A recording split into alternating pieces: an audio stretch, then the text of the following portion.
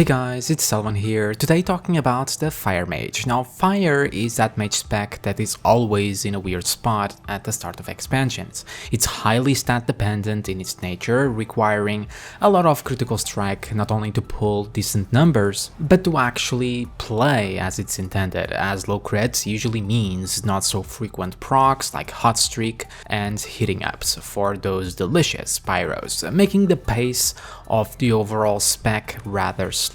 More on that in a bit. So that said, currently Fire is not performing so hot at this point in time, but most certainly will get better with time. Fire also has the unique ability to naturally cleave from your dot called Ignite, coming from your mastery, dealing a percentage of the damage from most of your spells. Every 2 seconds it takes and jumps to any nearby target, spreading like wildfire. Each subsequent spell will add to that same dot, but not extend the overall damage duration.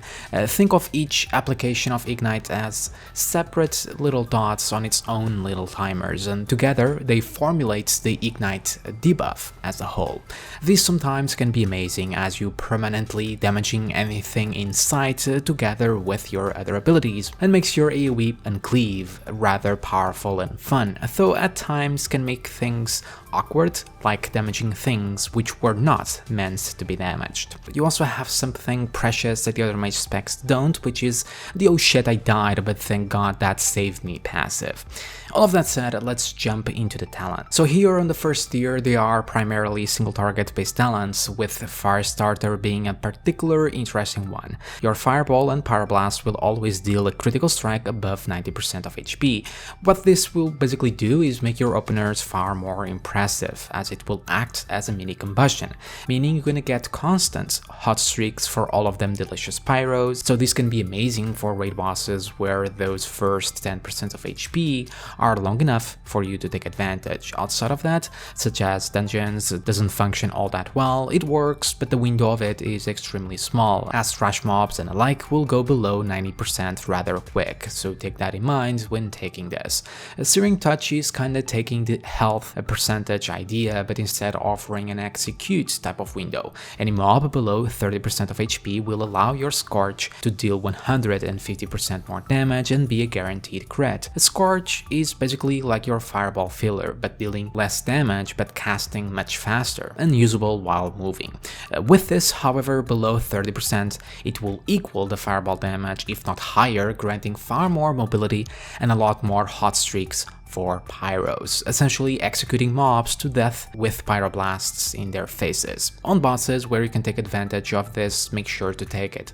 As for dungeons or general AoE with adds, this will also work rather well, as you can squeeze in a few extra hitting ups or hot streaks for more pyros and or even flame strikes in the case of dungeons. Pyromaniac will work fine or better than the other options if neither of those HP percentage requirements work too well, but generally I'm not a huge fan of it. It will basically grant an 8% chance to grant you a hot streak proc when you use pyros or flame strikes with the same procs. That said, that random proc can sometimes result in proc munching, as you could send a Fireball and Pyro, and if those two crit, you get a hot streak, but at the same time, Pyromaniac could have procced as well, rendering it useless, while other times you want it and it doesn't proc. So there's some unreliability with it, but works when the others don't. Next, Shimmer tends to be best, as it gives you an extra charge to blink and allows you to use it while casting spells, such as Fireball,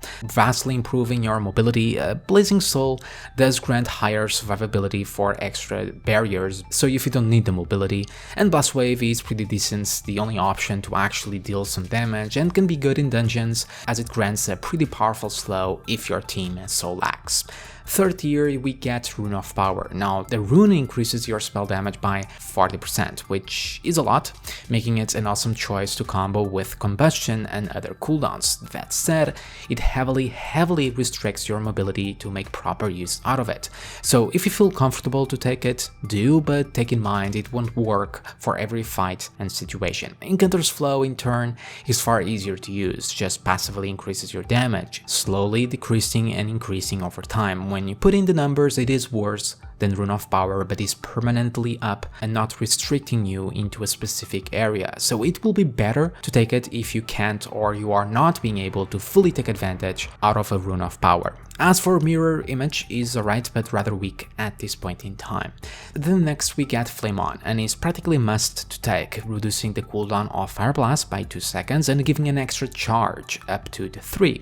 Fire Blast is your main way outside of crits to build towards a hot streak, so having this improvement is too good to not take. Phoenix Flames is alright, it's not as powerful as it was when it was an artifact ability.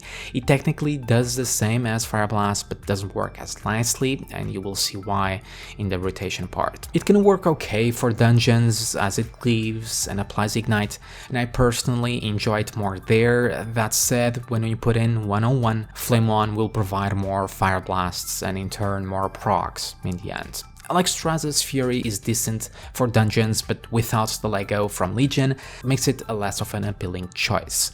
Here it's whatever you prefer. Frenetic Speed tends to be the best for your Scorch to give a movement speed buff. And then on the next ones we get to the AoE sort of options. Living Bomb tends to be the go-to for dungeons. It applies this small dot that explodes after 3 seconds, spreading to nearby targets, which will also explode as dots on each and every one of them, granting a lot of AoE burst.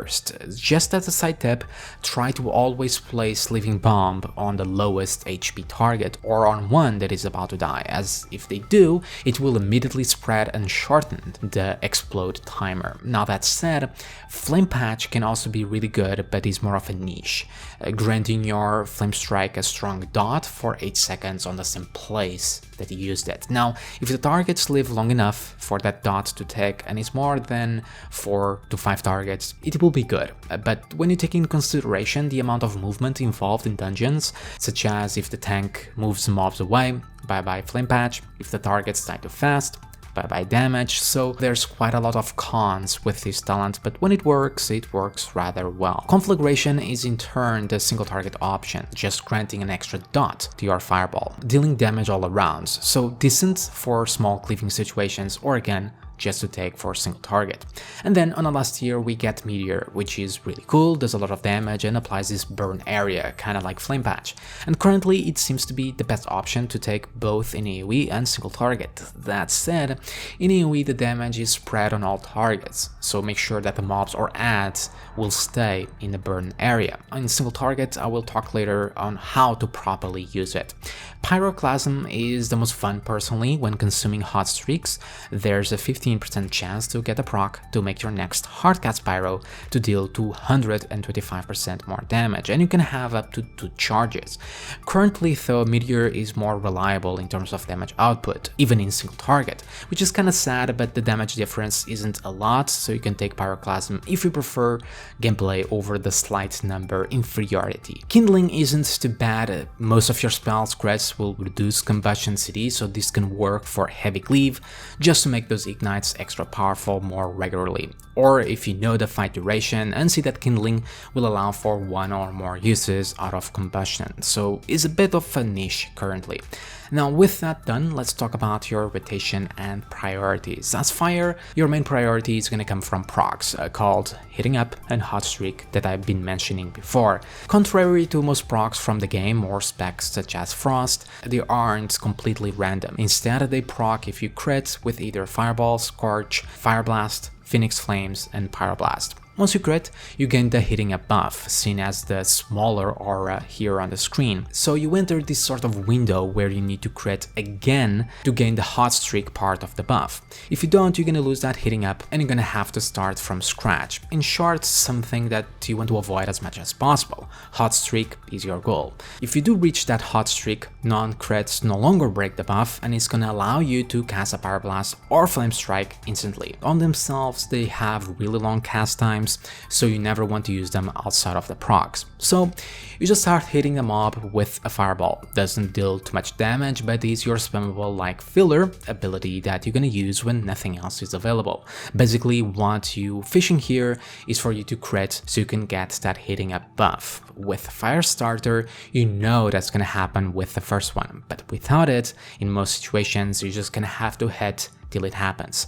There is a bad luck protection passive called Enhanced Pyrotechnics that for each fireball hit that does not crit, its chance increases by 10%, so it's your safety net. And remember, this is not an opener or anything yet, just going through a basic explanation of the rotation. Once you finally get that hitting up, what you want to do is keep casting that next fireball, because midway through this cast, Fire Blast is gonna enter the fray. How? Well, Fire Blast is a very special ability. It is a guaranteed crit, so it's gonna send you to that hot streak, which is what you want for that Power Blast. But what makes Fire Blast even more special is that it's usable while casting other spells, which means the minute that you start casting that fireball with that hitting up, you do that Fire Blast mid-cast for the hot streak, and at the end of the cast, you do that instant pyro. This is basically the bread and butter of fire rotation. A fireball until hitting up, another fireball, Fire Blast, pyro. Now, after this, there's a couple of things that can come up. One, both that fireball and pyro crit. This can happen during that fire starter window for sure, so you know what to expect, but can happen naturally if you're lucky, basically sending you straight to another hot streak. But you don't want to send that Pyro Blast solo. No, you do another fireball, then you send that pyro at the end of the cast. If only one of that fireball and pyro crits, you're only gonna get hitting up, so you can repeat the previous process. Go for another fireball, Fire Blast mid-cast, and then the pyro. If none crit, you just go back to fireballs until hitting up procs to then repeat the above step. Fireball, Fire Blast, pyro. Now, the reason why you always want to do a fireball with every pyro cast is that it's always granting you a higher chance for those hot streaks to keep up with that flow and chain of casts, which is obviously going to be smoothed out with higher crit chance. Hence, its importance. Then it's down to applying these rules in realistic scenarios, adapting to each and every proc that you get, or well, knowing exactly what's going to happen with Fire Starter, and all of that in combination with your Fire Blast charges to keep up the crit train. Now, if you're playing with Searing Touch, what's going to happen is simple. When you get to 30% of HP on mobs, you simply replace Fireball with Scorch. But the rest of the rotation stays the same, just expect quicker and faster procs, so adapt to that to put out all them pyros. Now, cooldowns are gonna change these rules a little bit, primarily combustion. So to talk about it, let's immediately jump to your opener. So when starting boss fights and alike, which is where you're gonna use it the most, and is much easier to explain it like this. So first rule is, if you're playing with Fire Starter, you're gonna delay combustion and when the boss is below 90% of HP. Fireballs and pyros are gonna crit for sure, so you don't really need to use combustion here. Most of it is gonna go to waste. So you would start by precasting a fireball or pyro if possible, then another fireball, then a Fire Blast mid-cast, and then the pyro. Both are gonna crit, so you're just gonna keep doing those fireball pyros train until below 90% of HP. When there, you would want to pop your CDs like combustion, but before it, if you spec'd into Rune of Power, you would want to pop that as well, always before a combustion.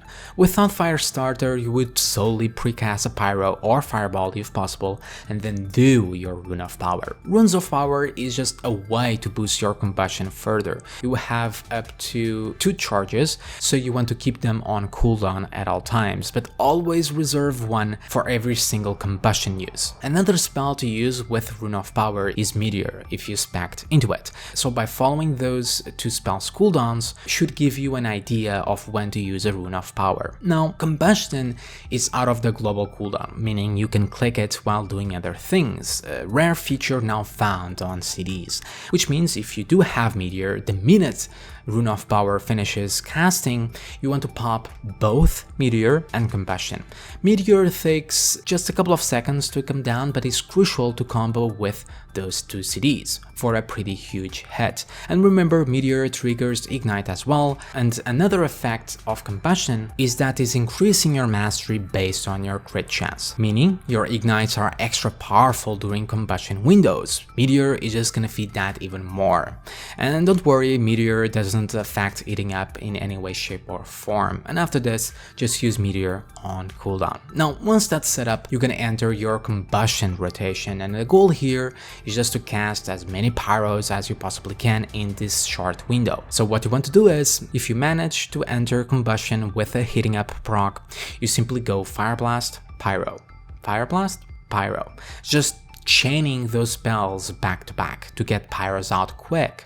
If you started with Hot Streak, just go Pyro first, then Fire Blast, Pyro, again the same thing. And if for some reason you went into combustion without any proc, just go Scorch and Fire Blast, then enter the same instant cast rotation. Pyro, Fire Blast, Pyro. Now once Fire Blast has no more charges, you simply replace with Scorch. Scorch and Pyro back to back again. Its cast time is really short, so it's much more beneficial than casting, say, a Fireball.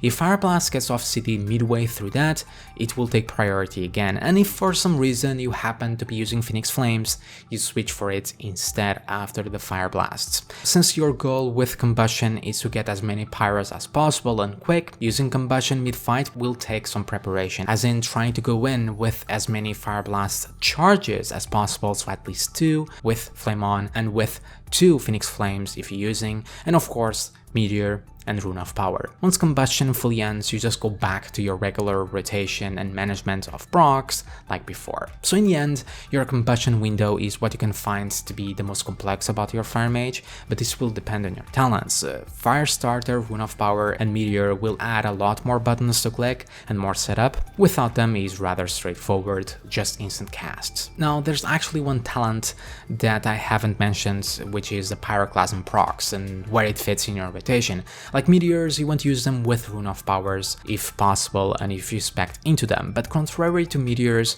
you don't want to use them during Combustion. The hard cast pyros are simply way too long to do for such a small duration that is Combustion. Instead, you're simply going to use them during your regular rotation. Remember that you can hold up to 2 charges, so you don't need to use the minute you get the proc. In a perfect situation, you want to set it up with a Rune of Power just to make that huge hit even harder.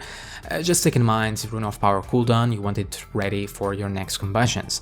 But if you can combo with Rune of Power, that's fine, just find the opportunity to hard cast it.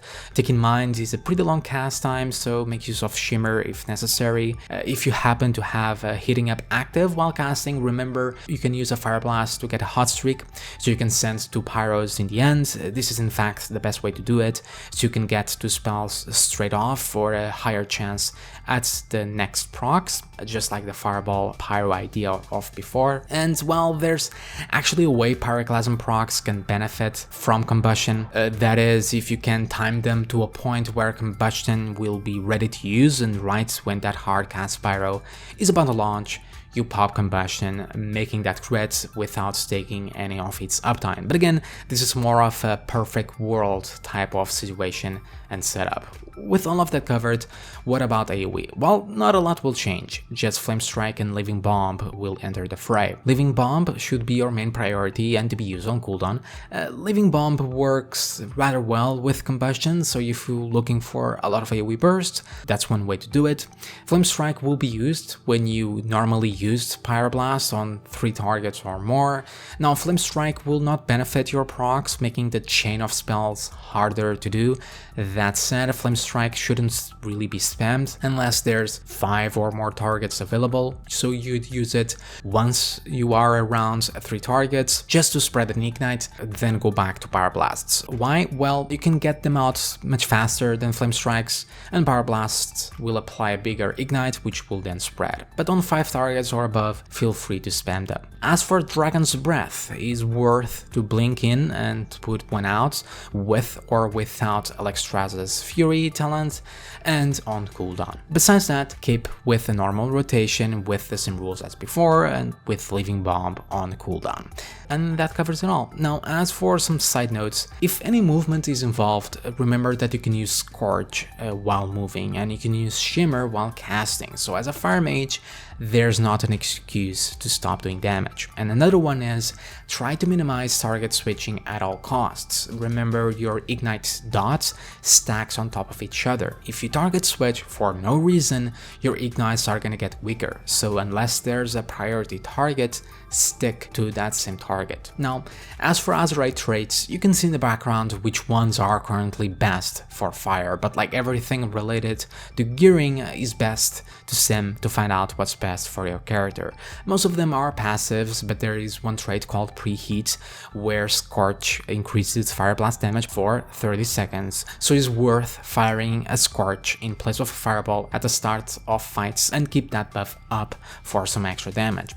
Duplicate Incineration adds a chance of a secondary fireball, which is a really cool trait as it can grant you a surprise, hitting up or hot streak, and it won't break the buffs that you currently have, so don't worry, not much you can do with it, just something to keep in mind. As for stats, as in the world of BFA, Intellect is by far the king of stats for everything, so prioritize addon level above anything. After that, crit can make wonders, although in some cases crit is rather weak right now, which is weird. Mastery also really good for bigger ignites and AoE, and haste and versatility is what it is. To find out your best stats, however, you need to sim, and sim. And yeah guys, that covers it all. If you want instructions on where to sim your stat weights, do check below down in the description. There you can also find things like my weak auras and other important websites like the Mage Discord, where you can just geek out on all things Mage related, along with other things like macros. And as always guys, thank you for watching. Remember to like and subscribe to get more videos like this, and check out my Patreon if you wish to support the channel. Have a fantastic day everyone, and I'll see you all next time. See ya.